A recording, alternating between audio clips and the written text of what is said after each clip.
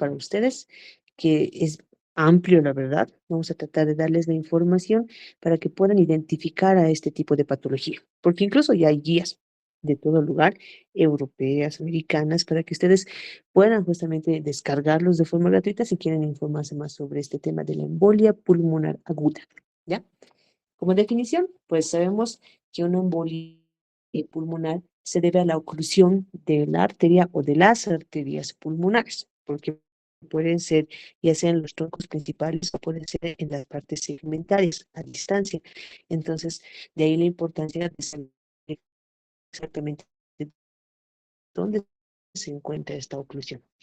Puede ser debido a trombos o émbolos de la circulación venosa sistémica, que es lo más común. Pero estos émbolos puede que no solamente sean hemáticos, pueden ser también émbolos adiposos, émbolos gaseosos, émbolos de líquido amniótico, incluso. ¿Por qué es tan importante conocer este tema? Porque es parte de un síndrome cardiovascular muy frecuente, puede ser inclusive la tercera causa de muerte en algunos países. Para epidemiología, rápidamente lo que vamos a decir es que la incidencia aumenta a mayor edad, sobre todo en los mayores de 80 años. 34% de los fallecidos pueden tener muerte súbita, entonces imagínense, un tercio de sus pacientes pueden fallecer cuando tengan este tipo de problema. Pero se ha visto que la letalidad está disminuyendo porque ya hay un mejor manejo, ¿no? Pero de ahí la importancia de poder reconocer esta patología. Los factores de riesgo son importantes para que ustedes los puedan identificar en la historia clínica del paciente. Y acuérdense de que la triada de Virchow es pues un componente importante que juega su papel dentro de todos estos factores de riesgo que nosotros tenemos. La triada de Virchow está compuesta por la lesión endotelial, por la estasis sanguínea o estasis venosa y la hipercoagulabilidad. Entonces, si van a tener pacientes con estas características de la triada de Virchow, su riesgo para embolia pulmonar o enfermedad tromboembólica es muy alta. ¿Ya? Entonces, ahí tenemos, por ejemplo, algunos pacientes, como ven en la imagen, que estén postrados en cama por mucho tiempo, ya sea por alguna enfermedad específica o por alguna cirugía mayor, como por ejemplo la más mencionada en la bibliografía son las cirugías ortopédicas, como ser las de cadera y las de rodilla, que van a dejar a sus pacientes imposibilitados de poder caminar por varios días. Por eso ellos deberían recibir algún tipo de profilaxis anticoagulante. ¿Ya? Los pacientes que ya hacen trombosis venosa profunda por alguna otra razón, inclusive los pacientes que tienen insuficiencia cardíaca por cualquier otra patología cardíaca también tienen riesgo de embolia pulmonar. Está también los pacientes con politraumatismos, a los cuales hay que igual vigilar en las primeras horas de su tratamiento, pacientes con neoplasias que estén no solamente con el cáncer sin tratamiento, sino también puede ser el mismo tratamiento el que le provoque la embolia pulmonar, porque puede provocar algunos fármacos hipercoagulabilidad. Entonces hay que estar vigilando a estos pacientes. Otros trastornos sistémicos, como por ejemplo los autoinmunes, que va a haber también algunos trastornos autoinmunes que llevan ¿no? a hipercoagulabilidad e inclusive a lesión endotelial. ¿No? El embarazo y puerperio también es importante poder vigilarlo porque incluso hay reportes de casos de pacientes que en un puerperio normal aparentemente, horas después, 24, 72 horas después, puedan hacer embolia pulmonar. Entonces hay que vigilarse. Denme unos minutos, por favor, me están tocando un momentito. Tienen que vigilar. Viajes largos en avión o en flotas, que lo de las flotas es muy común en nuestro medio, alteraciones de la coagulación, y esto creo que es importante, que si bien tal vez no es frecuente, hay que mencionarlo. Tenemos dos proteínas naturales anticoagulantes en nuestro cuerpo, que son la proteína C y S, y la deficiencia de estos pueden llevarnos justamente a tener enfermedades tromboembólicas. En cuanto a la fisiopatología, pues yo me imagino que ya ustedes mismos empiezan a imaginarse qué es lo que va a pasar en esta patología, y lo vamos a resumir en estas tres, ¿ya? Hay un aumento en la relación ventilación-perfusión, porque el alveolo está totalmente normal, tiene alta cantidad de oxígeno para querer intercambiarlo. El problema es la obstrucción en el flujo. Entonces, nos estamos quedando solamente con el oxígeno, pero no se está llegando justamente a entregarlo a lo que son los glóbulos rojos por esta obstrucción, y esto va a generar justamente hipoxemia, ¿ya? Y se puede manifestar con apnea y disnea. Va a haber aumento de la presión arterial pulmonar, porque obviamente el cuerpo lo que va a tratar de hacer al tratar de compensar este tipo de alteraciones, aumentar la resistencia de lo que son los vasos pulmonares para tratar de vencer esa obstrucción. Lastimosamente no se va a poder y lo que viene a ser un dato compensatorio más bien se va a volver algo que puede llevar justamente a una disfunción, ya tanto del pulmón como de lo que vamos a ver el corazón más adelante. Entonces, va a haber hipoxia axilar, porque a pesar de que tengamos el oxígeno, si no lo podemos intercambiar, lastimosamente, pues no se va a poder llevar al resto del cuerpo. Entonces, una de las cosas más importantes en este tipo de patología aguda, que es el TEP, es que puedan llegar a la falla del ventrículo derecho, ¿ya? Entonces, si hay falla del ventrículo derecho, es un determinante crítico para el paciente, que nos puede indicar que puede llegar a muerte súbita. La causa primaria de muerte es la insuficiencia aguda del ventrículo derecho. ¿Y a qué se debe esta insuficiencia? Una sobrecarga súbita de presión para el cual no está preparada ese ventrículo derecho. Esto generalmente se ve cuando hay una obstrucción de esta perfusión pulmonar en más del 30-50%, sobre todo del lecho arterial, ¿ya? Debido a la vasoconstricción que hay en estos vasos por la serotonina y el tromboxano A2, y por tanto, si hay un desbalance en aporte y demanda de oxígeno a nivel del miocardio, incluso del ventrículo derecho, puede llevar incluso a isquemia y a dilatación del ventrículo derecho. Para saber si el ventrículo derecho está fallando, pues lo que tenemos que hacer es una ecocardiografía. Por eso ya el manejo justamente de esos pacientes indica que debería realizarse en todo paciente con sospecha de TEC. Porque ahí hay algunos signos, como por ejemplo la dilatación súbita o la dilatación aguda de lo que es el ventrículo derecho, porque como nosotros sabemos por anatomía, el ventrículo izquierdo es más grande que el derecho, pero si empieza a haber esta alteración en la relación es porque algo está pasando, más si antes se encontraba normal. Denme unos minutos más, por favor. Bueno, ya, como están viendo en la imagen, hay, bueno, pues varios tipos de signos que ahora se pueden evaluar en ecocardiografía. Es importante que cuando tengan estos pacientes con la sospecha justamente de que pudieran estar haciendo un TEP y todavía no tengan tal vez el gold estándar, que vamos a ver que más adelante, hay que estratificar cuál es su riesgo para que pueda empeorar su cuadro. Entonces, hay que vigilar cómo está la inestabilidad hemodinámica. Entonces, si a veces la manifestación puede ser directamente la parada cardíaca, porque puede aparecer en sus pacientes en cualquier momento, por ejemplo, un paciente que esté posoperado de una cirugía de cadera, perdón,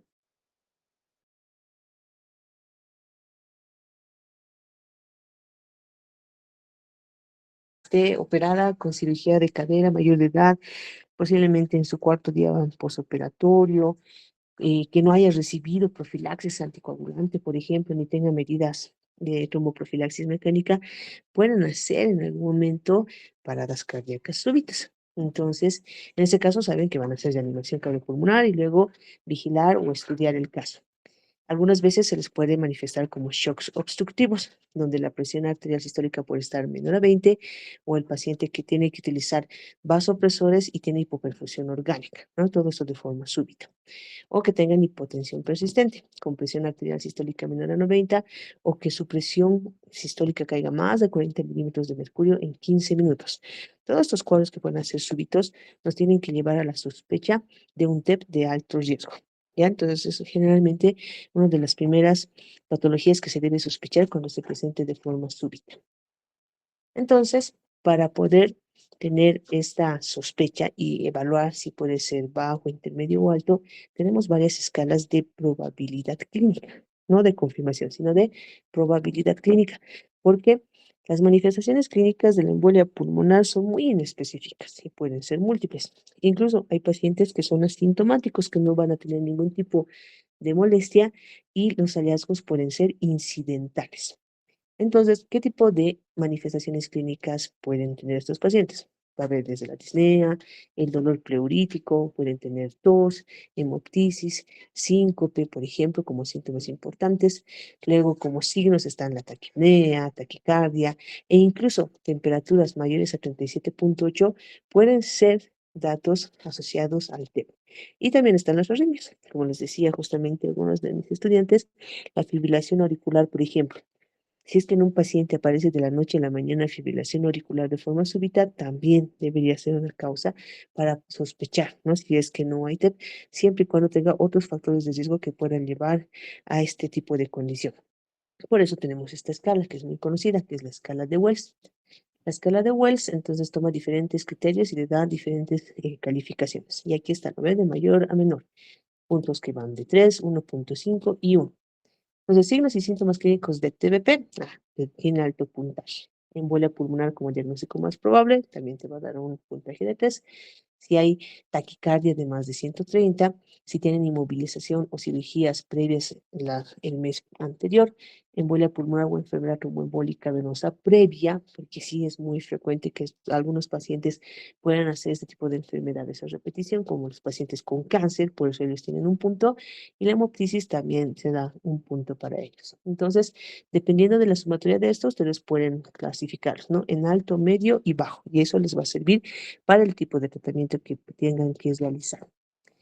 Hay otros que son, por ejemplo, el score de Ginebra o Ginebra Score, donde está además lo que es la edad de los pacientes, mayores de 65 años.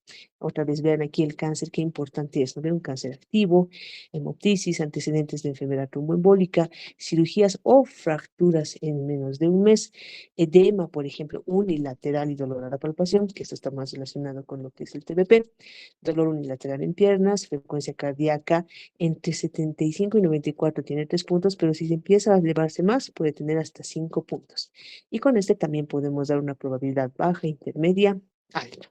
Inclusive hay otro que empieza a ver si es que el riesgo es leve, submasivo o masivo, o intermedio y alto, dependiendo de la estabilidad hemodinámica y de esta puntuación del PESI, ¿ya? Que es otro tipo de índice que les va a ayudar justamente para saber el riesgo y mortalidad en sus pacientes. Aquí ya hay que ver, por ejemplo, la presencia de otro tipo de características, como si está o no en insuficiencia cardíaca, si tiene alguna enfermedad pulmonar, crónica posiblemente, la frecuencia respiratoria, cómo está la presión arterial, el estado mental del paciente y la saturación del oxígeno.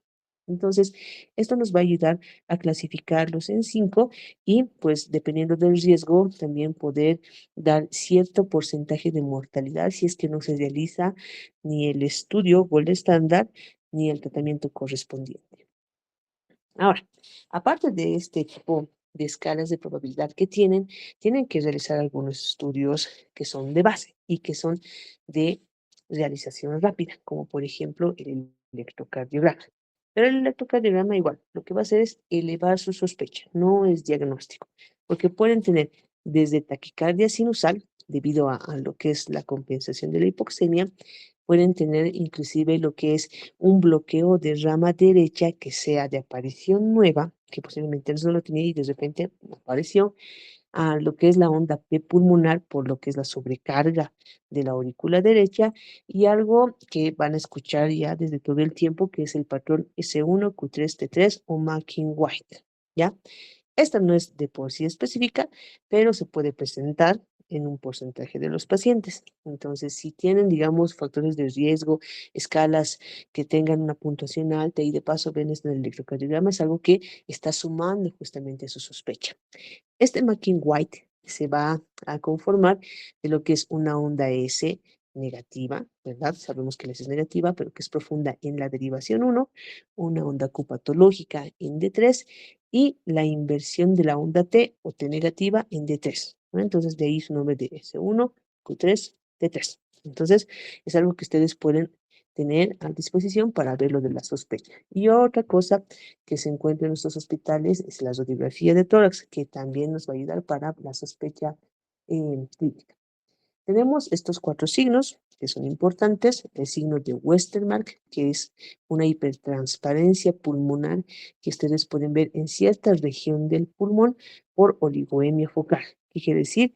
Que la vascularización justamente en ese lugar no se está logrando visualizar y lo más probable puede ser por un TEP. La joroba de Hampton, que generalmente se ve como una imagen que es radio opaca de forma triangular y la base generalmente siempre está hacia la superficie de la pleura y el vértice hacia adentro. Y esto generalmente se asocia al infarto pulmonar en los pacientes. Luego está la elevación de la diafragma y que suele ser lo más frecuente por la telectasia que puede haber a causa justamente de esta obstrucción arterial. El signo de falla o palla tiene que estar asociado justamente a lo que es la arteria pulmonar descendente derecha, que es algo que se puede ver en toda radiografía, solamente que en el caso del TEP puede haber un aumento de su tamaño, ¿no? Entonces, estos son signos que nos ayudan a aumentar la sospecha de embolia pulmonar. Un laboratorio de sangre también podría que esté de más, es algo que también se les pide a los pacientes, y ese laboratorio es justamente el dímero D. El dímero D tiene un alto valor predictivo negativo. Quiere decir que si el resultado fuera normal, se podría descartar al TEP con una probabilidad baja e intermedia, todo dependiendo también de las otras herramientas que nosotros tengamos y de la clínica, ¿ya? No es algo específico, tampoco es tan sensible porque se puede ver en otro tipo de patologías, incluso en el infarto agudo de miocardio o en los pacientes oncológicos, por ejemplo. Y van a ver en otras bibliografías que se debería ajustar por edad, porque los valores pueden ser diferentes en los mayores de 50 años de edad. Entonces tienen que ver el punto de corte incluso del laboratorio al que se les vaya a mandar el número D y pueden hacer esta fórmula para poder realizar justamente el ajuste por edad, porque es diferente incluso entre los laboratorios. Pero como dice ahí abajo también, ojo, no se recomienda medirlo en pacientes con probabilidad alta, porque si la clínica ya es alta, ¿no? Y mi sospecha es muy alta, no voy a esperar a que salga este laboratorio para poder realizar el tratamiento. Y eso vamos a verlo más adelante. Estudios que pueden ir realizando también está la ecocardiografía transtorácica, siempre y cuando esté disponible, para que podamos ver cómo está la función del ventrículo derecho, sobre todo la función sistólica, e inclusive para ver los tamaños y todos esos signos que hemos visto previamente. Entonces, están, por ejemplo, datos como el cociente BDBI, que es, va a ser mayor a 1, donde como ven en la imagen, en este caso el ventrículo derecho es más grande que el ventrículo izquierdo, por eso se altera esta relación. El signo de McConnell, que nosotros buscamos en una ecocardiografía, se da cuando hay hipocinesia de la pared libre con un apex normal, que quiere decir que esta parte de la pared que nosotros vemos justamente en el ventrículo derecho se va a ver una, de un movimiento más lento. Ya generalmente cuando el corazón empieza a contraerse tiene que engrosarse, se contrae y se engrosa. Si bien el ventrículo derecho no tiene tanto músculo, también se pueden ver algunas de esas características. Pero en el paciente con TEP, esta pared libre no se va a mover del todo bien, tampoco va a tener un engrosamiento adecuado, puede que se quede inclusive casi estático, pero el ápex puede que se mueva normal. Entonces, había querido mostrarles videitos, pero para que me entiendan más o menos, ahí por ahí va la cosa esto de la hipocinesia. El signo del 60-60 es algo que nosotros tomamos viendo la velocidad del flujo a través de lo que es tanto la arteria pulmonar y también la velocidad del flujo a través de la válvula tricúspide, porque esto nos muestra las cavidades derechas del corazón. Entonces, si el tiempo de aceleración pulmonar en la válvula pulmonar está a menos de 60 milisegundos y el otro que es el gradiente a través de la válvula transtricuspidia de menos de 60 milímetros de mercurio, entonces podemos decir que ahí la sospecha también es alta para lo que es el TEP y puede ser un dato también para lo que es la disfunción del ventrículo derecho. Y esto que dice TAPSE es la movilidad que hay en el anillo tricuspidio al momento de la sístole, porque eso empieza también a moverse, empieza a descender, sube y baja, sube y baja, sube y baja. Cuando esta oscilación no es la adecuada y se encuentra menos de 16 milímetros, igual hablamos de una disfunción sistólica del BD. Pero esto es lo más importante. Ante toda sospecha de embolia pulmonar, debería realizarse una angiotomografía de tórax. ¿Ya? Ese es el gol estándar actualmente.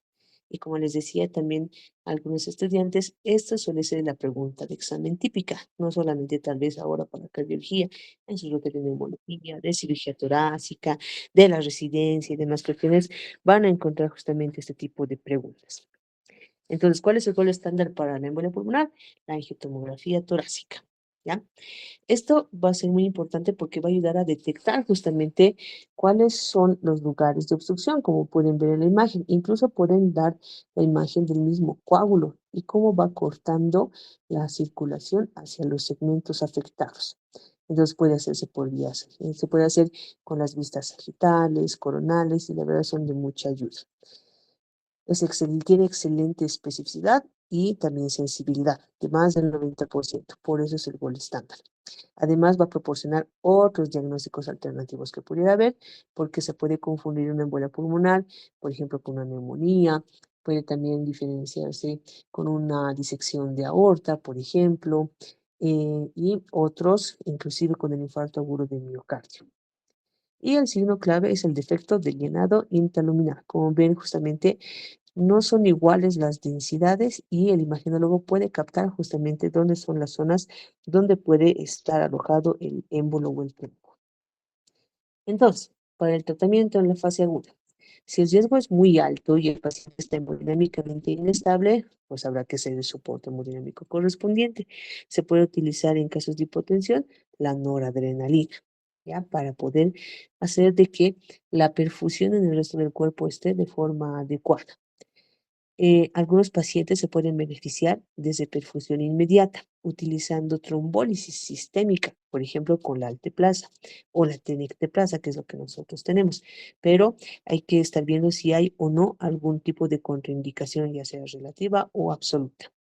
La alternativa para este tipo de pacientes que están inestables, si es que no están logrando manejarse bien a pesar del soporte hemodinámico adecuado, si es que no ha servido la trombólisis sistémica, lo siguiente sería la cirugía, ¿no? Y tendría que hacerse la embolectomía quirúrgica, si es que se falla justamente estas anteriores medidas. En el caso del que el riesgo no sea muy alto y el paciente todavía se mantenga estable, lo que hay que hacer es la anticoagulación inmediata. Como dice aquí, incluso antes de la imagen, si la sospecha es alta. Si bien la angiotomografía de tórax nos va a dar el diagnóstico, si tengo sospecha muy alta, entonces tengo que empezar a anticoagularlo. Al menos de forma profiláctica deberíamos empezar a anticoagular a ese paciente y tratar de que se realice lo antes posible su angiotomografía. Se debe monitorizar en el hospital si es el de riesgo intermedio, pero si fuera de un riesgo bajo, está estable, no tiene tal vez muchos factores de riesgo, no necesitan ni oxígeno ni nada más. Incluso se puede hacer manejos ambulatorios, pero obviamente con seguimientos adecuados. Para la anticoagulación, ¿qué es lo que se va a utilizar? En el hospital pueden utilizar las que son las parentelares, como la enoxaparina, heparina no fraccionada o fondaparinux.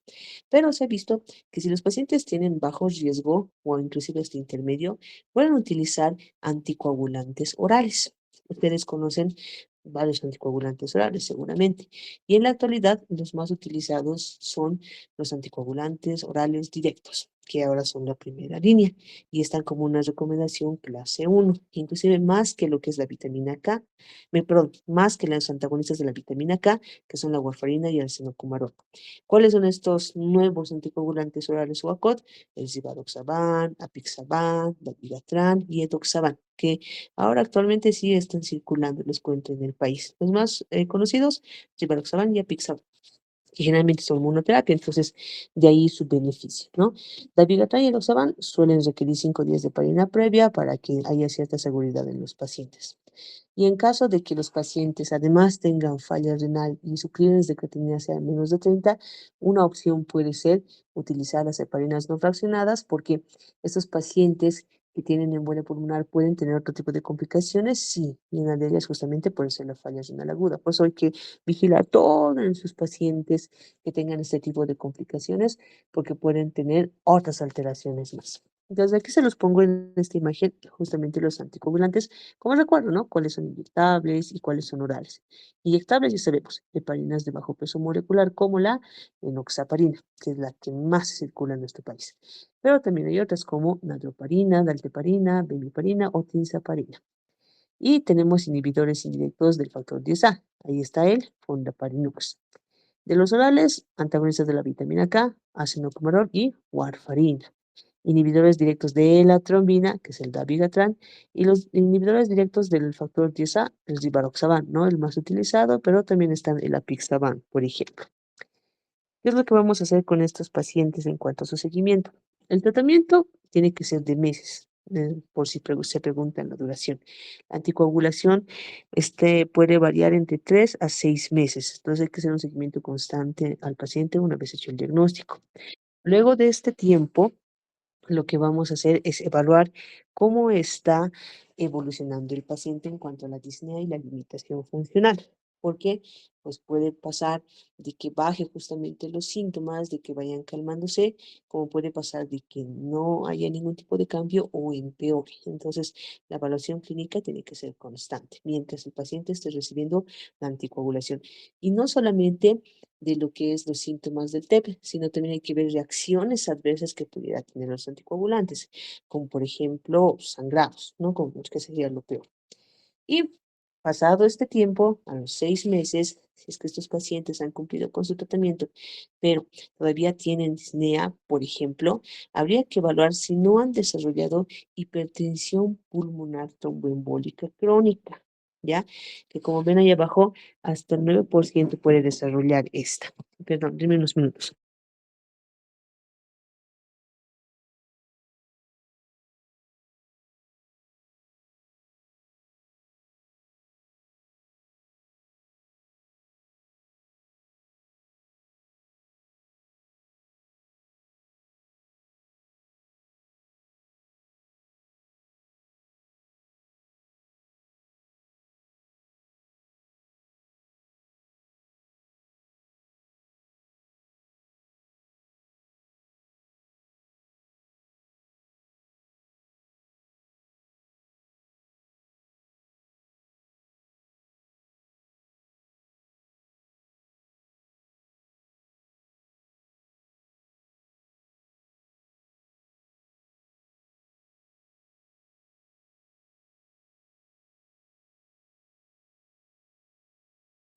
Lo siento, muchas introducciones. Entonces, la hipertensión pulmonar tromboembólica crónica puede ser uno de los de las complicaciones más importantes de estos pacientes. Hasta el 9% puede llegar a tenerlo. Y el problema es que si esta hipertensión pulmonar se mantiene, les va a causar otro tipo de alteración, que es el coro pulmonar crónico, que también una vez que inicie, pues va a necesitar algunos años para que pueda disfuncionar y van a llegar a insuficiencia cardíaca, ¿no? Y una vez que tengan insuficiencia cardíaca, lastimosamente la sobrevida va a empezar a disminuir. Por eso sería bueno de que si ustedes pacientes tienen con TEP, que hayan hecho un tratamiento regular, que hayan cumplido sus 6 meses, pero a pesar de eso se mantienen sintomáticos, se les puede realizar por lo menos una gamografía de ventilación perfusión o mandarlos nuevamente para un ecocardiograma de control y así poder tener la seguridad de si no están evolucionando este tipo de consecuencias. ¿Ya? Entonces, como han visto, he tratado de resumir lo más que se ha podido para que sea entendible para ustedes, dándole los puntos que son necesarios para que los conozcan. Y bueno, pues saben que de las teóricas salen las preguntas para el examen y ya han visto cuáles son las cosas que he recalcado más, que es lo que creo que yo voy a preguntar, como sobre todo lo que es el gol estándar de diagnóstico. ¿Sí? Así que, bueno, pues espero que haya sido de provecho la clase y nos veremos hasta otra oportunidad.